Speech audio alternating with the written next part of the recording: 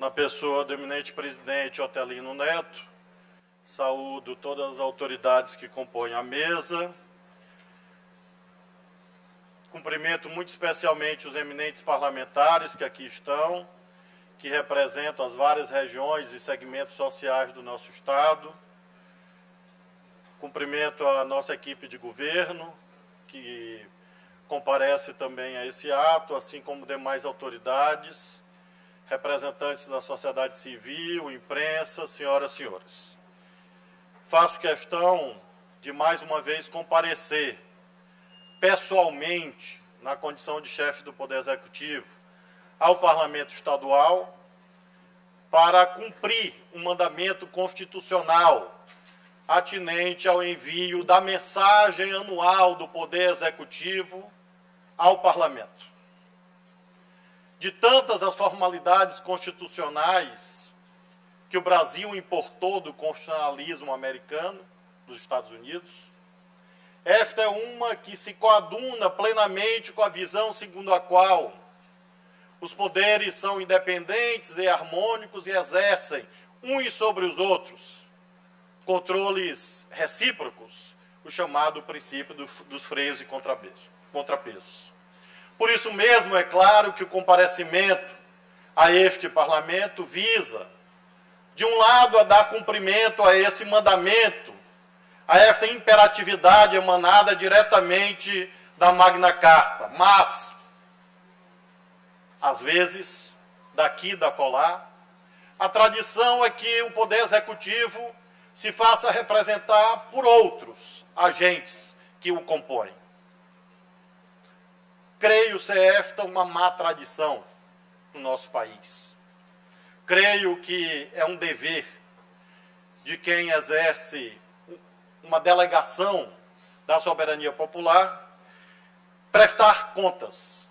E esta é a razão pela qual, mais uma vez, em todos os anos, nas aberturas dos anos legislativos, o Poder Executivo se faz aqui representar para fazer uma breve resenha daquilo que foi feito e, ao mesmo tempo, sublinhar algumas metas prioritárias para o ano legislativo, que ora se inaugura sob a perspectiva, sob a ótica daquilo que o Poder Executivo considera prioritário para debate e crítica e deliberação soberana dos integrantes deste Parlamento. Faço questão de sublinhar que consideramos que uma obra governamental é mensurada por resultados objetivos, concretos. Porém, tais resultados objetivos não são apenas tangibilizados em cimento, concreto e asfalto. Legados sociais, por vezes, são mais concretos e mais duradouros e mais sustentáveis do que obras que daqui e dacolá possam ser feitas, porque as obras físicas, que são imprescindíveis, adquirem uma dignidade diferente na medida em que servem para promover a dignidade da pessoa humana. Mandamento inscrito no artigo 1º da Carta da República. 3 legados sociais, portanto, fazem com que eu possa, por intermédio dessa evocação, apresentar um resumo do que fizemos juntos até aqui. Faço questão de, em primeiro lugar, destacar que nós temos hoje no Maranhão o maior índice de desenvolvimento da educação básica e DEB da nossa história. Saímos do 22º lugar no que se refere à rede estadual de ensino médio e finalizamos o penúltimo ciclo em 13º. Um salto, portanto, na medida em que saímos da metade dos piores e ingressamos na metade dos melhores, já que são 27 unidades federadas. Estamos na expectativa, eminente presidente Lorival, da declaração pelo Poder Executivo Federal do Ministério da Educação, meados deste ano, do novo IDEB do Estado do Maranhão. E o primeiro legado que eu quero aqui sublinhar, destacar, enfatizar, é a nossa crença de que teremos a continuidade do processo de crescimento do IDEB no Maranhão, tanto no que se refere à rede estadual, quanto no que se refere às redes municipais de ensino, uma vez que elas são indissociáveis para nós podermos ter no futuro um Estado mais desenvolvido e justo. O segundo legado que eu gostaria de sublinhar diz respeito à redução da violência. Nós tivemos um declínio de 72% na taxa de homicídios na região metropolitana de São Luís. Um dos maiores decréscimos do Brasil. E retiramos com isto a capital de todos os maranhenses do desonroso rol das 50 cidades mais violentas do mundo. E este é um legado que eu gostaria de aqui sublinhar. E o terceiro deles diz respeito à saúde. Doutor Gonzaga, doutor Alberto, nós sabemos as dificuldades nesta área, aqui quantos militam profissionalmente até há décadas, alguns, na temática da saúde e sabem, por conseguinte, que há um subfinanciamento dramático do Sistema Único de Saúde no Brasil. Tema cotidiano de todas as páginas da imprensa brasileira. É uma verdade também, claro, no nosso Estado. Mas temos hoje, graças a Deus, a maior rede pública estadual de saúde funcionando neste Estado, em razão da abertura e o funcionamento dos hospitais regionais. Um processo que foi consolidado no nosso governo, que fez a abertura das portas desses hospitais e mantém esta rede funcionando. Daqui da colar uma crítica ou outra, às vezes factoides, às vezes, infelizmente, distorções lamentáveis. Muitas vezes críticas legítimas, mas ninguém discute que nós temos hoje a maior quantidade de leitos hospitalares, de leitos de UTI da história deste Estado. A segunda parte da mensagem, portanto, se assenta, conselheiro Edmar, nesse tripé, nessa tríade, nesse trinômio de legados. Porque eles exemplificam o edifício que nós estamos construindo juntos. Um edifício sólido, duradouro, que aponta na direção correta de direitos para o povo do Maranhão.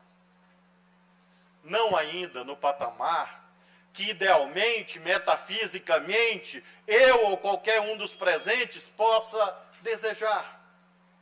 Mas é um processo concreto, em curso, demonstrável, empiricamente, objetivamente, estatisticamente, e, portanto, tem a força das verdades irrespondíveis.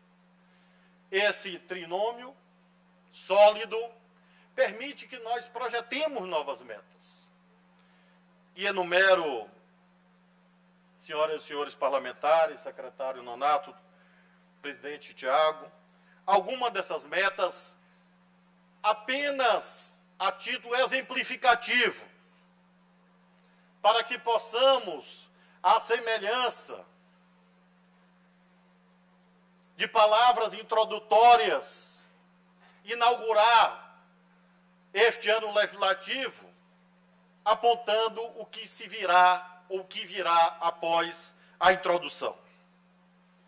Faço questão de, no que se refere a essas metas, dizer que nós estamos colocando para funcionar 25 novas escolas de tempo integral neste ano. Vamos, com isso, chegar a 74 escolas de tempo integral no nosso estado, onde antes não havia nenhuma da rede estadual, faço questão de frisar. Nós, porque nós tínhamos em Porto Franco, em São José de Ribamar e, por conseguinte, os dois ex-prefeitos aqui presentes, Deoclides e Luiz Fernando. Nós,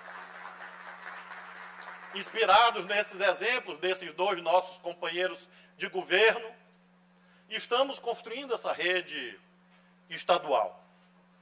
Construindo fisicamente. E quando eu me refiro fisicamente, eu não me refiro ao lançamento ou inauguração de pedra fundamental. Porque, coisa que eu não faço, ninguém nunca me viu fotografando pedra fundamental. Eu tiro fotografia com a escola pronta. E essa é uma diferença fundamental entre modelos de gestão que são, de um lado, marcados pela confusão, marcados pelo conflito, e, de outro lado, em contraste, quem busca eficiência, quem busca seriedade. Por isso que nós podemos hoje dizer às senhoras e senhores que nós estamos chegando, e muito em breve, toda essa egreja Assembleia Legislativa, todos os presentes serão convidados à celebração de uma marca histórica. 1000 obras educacionais. Estamos no número 987 nesse momento. Faltam 13 por conseguinte. E muito em breve nós vamos chegar a esta marca. Claro que sempre há aqueles, tal como Sambalate, na Bíblia, aquele que procurava desfazer tudo aquilo que Neemias fazia, a dizer que são obras de fachada, a tentar desnaturar a importância de uma obra ou outra. Compreendo. Há lugar para tudo na democracia, até para absurdos. Eu defendo tão profundamente a democracia que compreendo a legitimidade até do absurdo. Nós estamos construindo prédios, estamos reconstruindo prédios, estamos reformando prédios antigos, concluindo escolas que aguardavam, às vezes, décadas para serem concluídas. Realmente um trabalho hercúleo.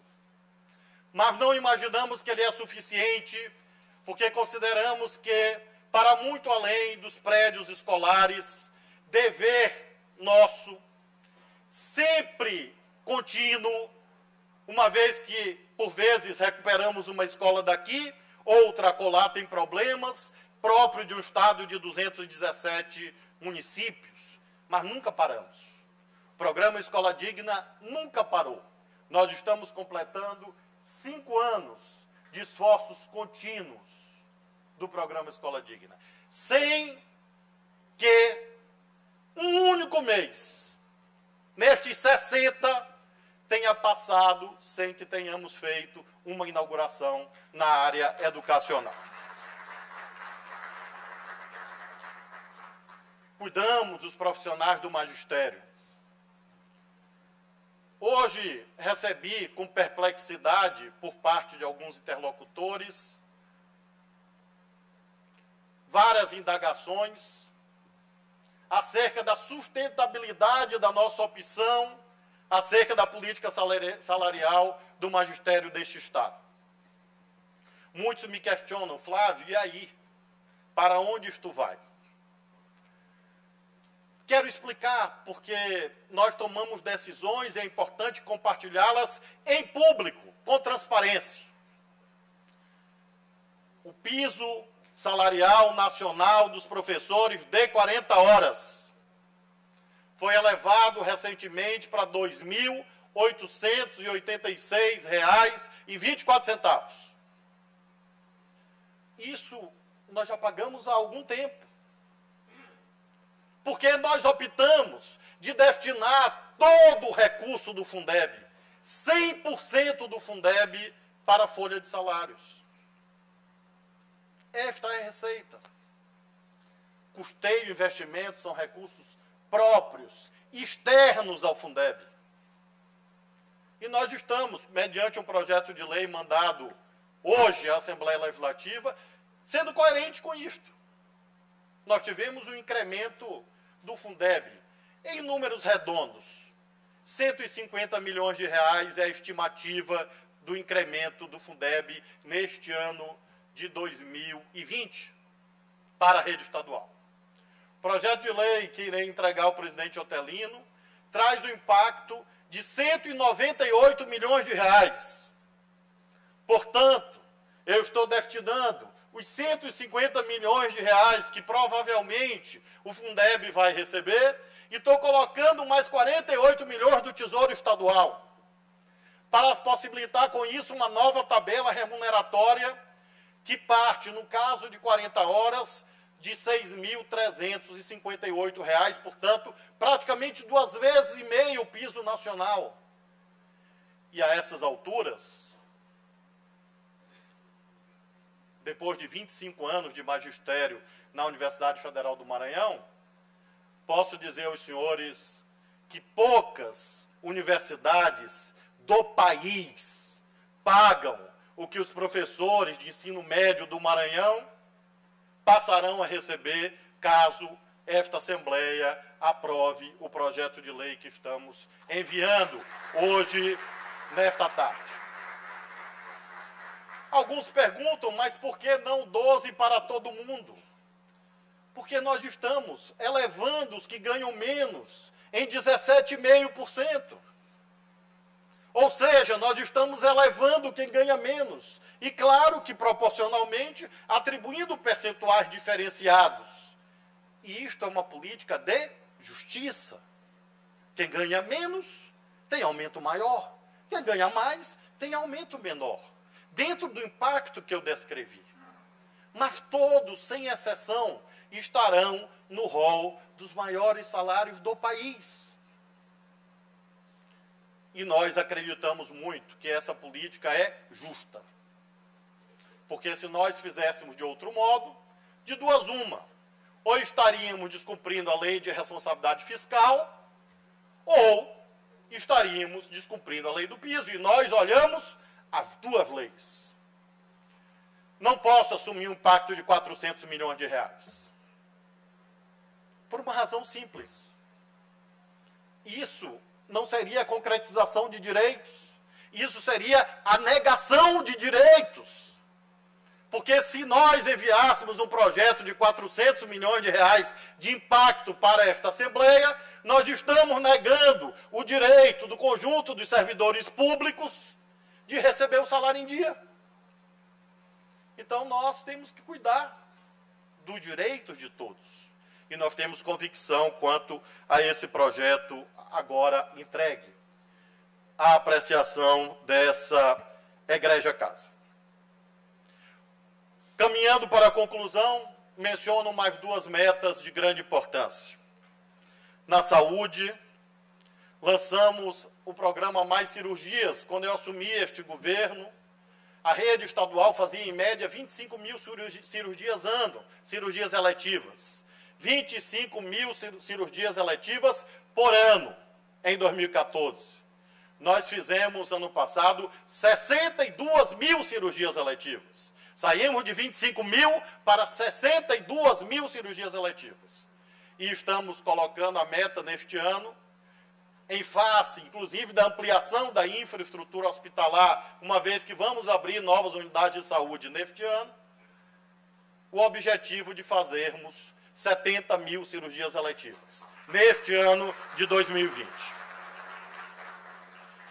E para aqueles que se impressionam, como eu também me impressiono, com as maravilhas do comunismo chinês, que construiu um dos vidros mais vistos no mundo, que a China construiu um hospital em uma semana, 10 dias, um hospital de 1.000 leitos, e já está funcionando, todos maravilhados com aquilo. Eu também mandei para o secretário Cleiton já umas 5 vezes, para ver se serve de inspiração, não, claro, a Cinfra apenas, mas ao conjunto da engenharia do nosso país. Mas eu diria, modestamente, e guardadas as devidas proporções, porque nós não somos a China, que essa nossa meta de 70 mil cirurgias é uma meta chinesa, porque ela é uma meta ousada. Significa, minha gente, fazer 200 cirurgias eletivas por dia. 200 cirurgias eletivas por dia. E quem quiser transformar em horas, vai encontrar uma meta de 12 cirurgias por hora, praticamente. Se nós colocarmos as horas úteis do dia, vamos ver ainda com a meta mais ousada ainda. E espero no próximo ano, presidente Otelino, aqui está, se Deus me der vida e saúde, e esta Assembleia me convidar novamente, a dizer que nós cumprimos a meta, como temos cumprido todas, e vamos, neste caso, ampliá-la, se Deus quiser, para que mais maranhenses possam ter acesso aos serviços de saúde de alta complexidade. Vamos inaugurar algumas estradas importantes, estrada de Altamira, Santa Luzia, por exemplo, Triângulo 17, entre Dom Pedro e Codó, Santo Amaro, Primeira Cruz, complementando a obra que já liga a BR-402 até Santo Amaro, Lagoa Grande, Lago da Pedra. Vamos começar algumas outras obras de grande importância, aos mais antigos aqui. Imagino que o decano da casa, a essas alturas, é o Arnaldo Rigo, imagino que seja o Arnaldo. Ponte de São Félix de Balsas, estamos começando agora. Uma obra que é preciso ter coragem para fazer, porque é uma obra, naturalmente, um grande investimento para tirar do isolamento um pequeno município do Maranhão, mas vamos fazer a ponte de São Félix de Balsas, porque ela é importante, e com isso todos os municípios do Maranhão estarão finalmente, como o secretário Luiz Fernando gosta de lembrar, o secretário Cleiton, nesse caso, com essa missão, ligados por via rodoviária, com a ponte de São Félix de Balsas. Vamos começar a estrada de Trizidela a São Luís Gonzaga, uma estrada muito importante para a região do Merim, e avançar na pavimentação do trecho Balsas-Alto Parnaíba. Refiro, finalmente, com uma mensagem síntese deste momento, e realmente concluindo, que estamos entregando, além do projeto do piso salarial dos professores, um outro projeto também muito aguardado. Diria que aguardado desde 1992, que é o zoneamento ecológico e econômico do bioma Amazônia do Maranhão. Esse projeto é fruto do trabalho de 147 profissionais do Maranhão. Não recorremos, neste caso, no caso do zoneamento, a consultorias externas e assim sucessivamente. Creio que o coordenador Luiz Jorge, aqui está, professor da UEMA, que aqui está, professor doutor Luiz Jorge, da nossa universidade, que coordenou essa equipe, e peço uma salva de palmas a toda a equipe de profissionais do Maranhão, que construiu esse zoneamento. A Lei 5.405, de 1992, estabelece o zoneamento ambiental como uma obrigação. Nós sabemos a importância desse zoneamento, em primeiro lugar, pelo aspecto ecológico, ambiental. O zoneamento do bioma Amazônia permite a abertura de perspectivas para a bioeconomia, para a bioprospecção, biotecnologia. Sintoniza o Maranhão com as modernas exigências, por exemplo, externadas na recente conferência das Nações Unidas, a COP25, realizada em Madrid, demonstrando a preocupação com a temática do desmatamento e das queimadas na Amazônia. E, sobretudo, traz instrumentos modernos, a partir de um diagnóstico da realidade do nosso território, no caso do bioma Amazônia, 136 mil quilômetros quadrados do nosso território foram esquadrinhados e, como produtos entregues hoje à Assembleia Legislativa, nós temos os diagnósticos, uma base de dados inédita em escala cartográfica regional, que será de acesso público, guardada pelo IMESC, um prognóstico cenarizado da Amazônia maranhense e uma proposta de zonificação que está agora entregue à apreciação das senhoras deputadas, dos senhores deputados. Faço questão de destacar que houve audiências públicas consentâneas com o princípio da participação popular, e nós procuramos também enfrentar alguns temas que foram enunciados nessas audiências públicas. O secretário Luiz Fernando fez um trabalho valiosíssimo de coordenação deste esforço, inédito esforço. Queria também pedir uma salva de palmas ao secretário Luiz Fernando, que quando o convidei para o governo, e nós discutindo metas, e nós discutimos vários temas, e fiz questão de acentuar que ele tinha uma missão estruturante, uma missão master, quase que um tabu, uma lenda, eu diria, que era o ZE. Eu me lembro, com mais cabelos, todos pretos, menos quilos, recém-eleito, deputado federal em 2007, uma reunião realizada, portanto, há 13 anos atrás, em Brasília, sob a coordenação do saudoso governador Jackson Lago, em que se definiu o ZE como prioridade. Depois, outros governos se sucederam e todos definidos como prioridade. E eu disse ao Luiz Fernando, nós não podemos terminar o nosso governo no mesmo patamar. Quero agradecer a essa Assembleia Legislativa, porque tenho certeza que fará um debate enriquecedor desse importante projeto. E nós estamos trazendo duas novidades que faço questão de chamar a atenção de todos e todas. Em primeiro lugar, afirmando o valor das áreas de preservação permanente, das APPs, para a recuperação dos cursos hídricos no Maranhão, que se acreditava antes serem 2.000. O ZE demonstra que são 13.000 cursos hídricos no território maranhense. A maioria, portanto, demandando uma atenção dos poderes públicos e da sociedade para que nós possamos preservar essa riqueza, esse patrimônio fundamental do Maranhão. E também enfrentamos a temática da reserva legal, uma temática que diz respeito ao fluxo de investimentos privados no nosso Estado, uma vez que, até o presente momento, prevalece a visão segundo a qual tudo que está a oeste do meridiano 44, portanto, é submetido à reserva legal de 80%.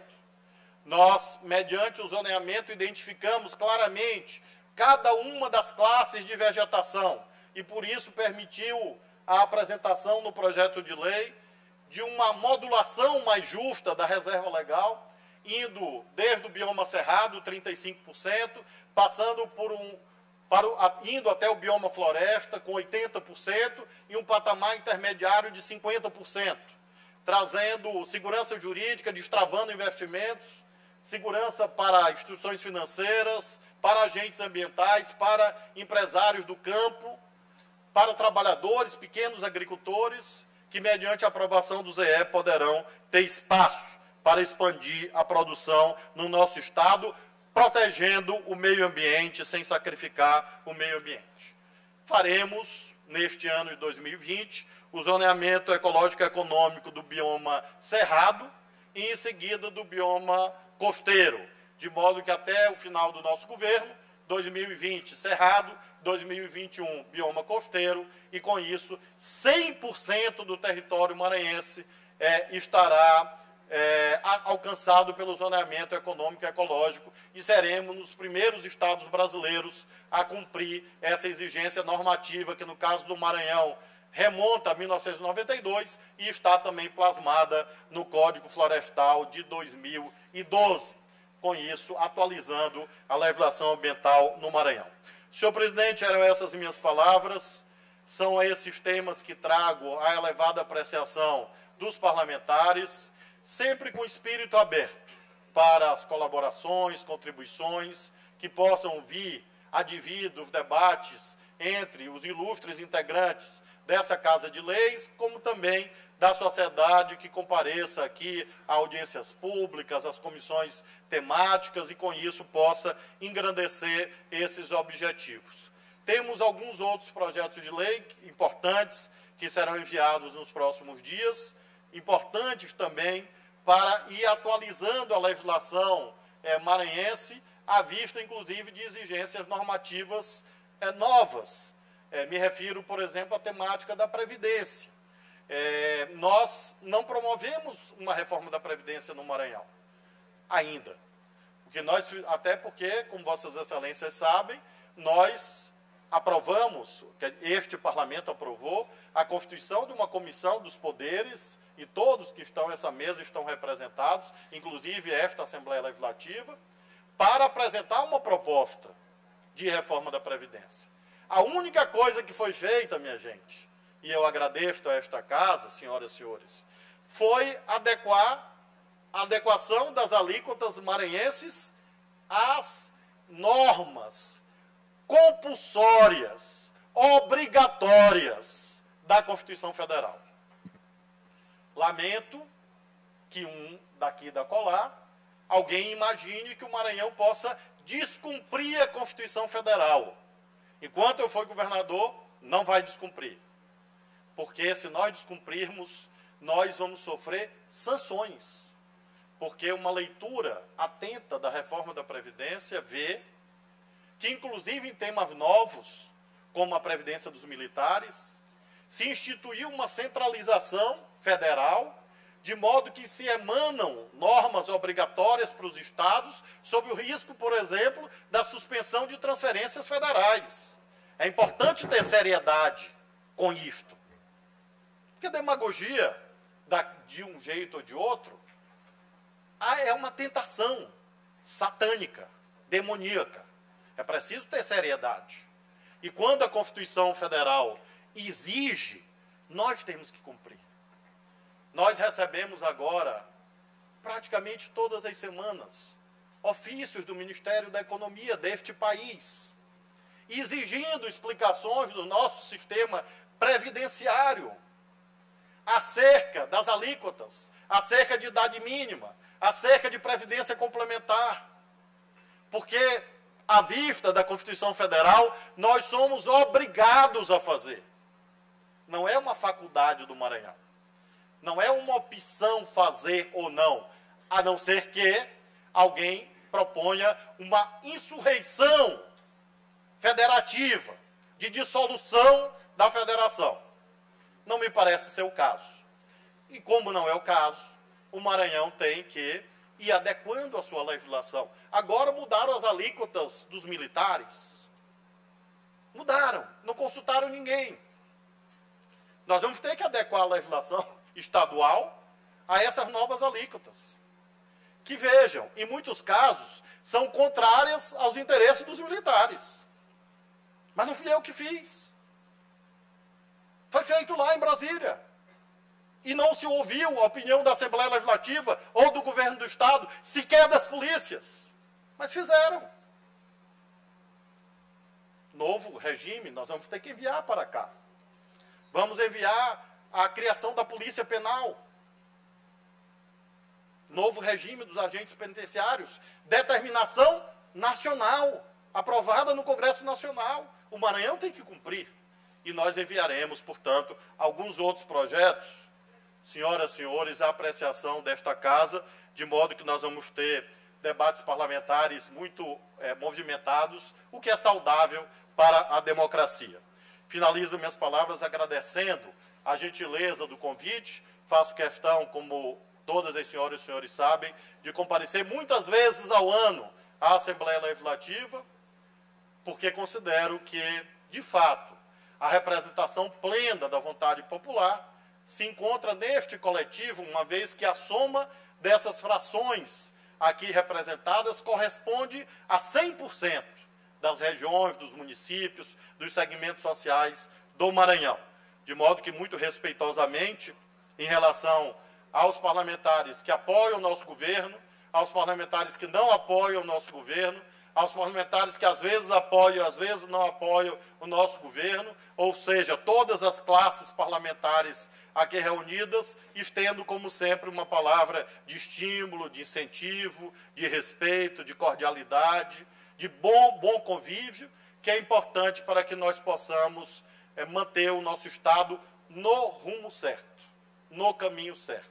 Não é o caminho da perfeição, uma vez que este inexiste neste plano existencial em que ora nos encontramos.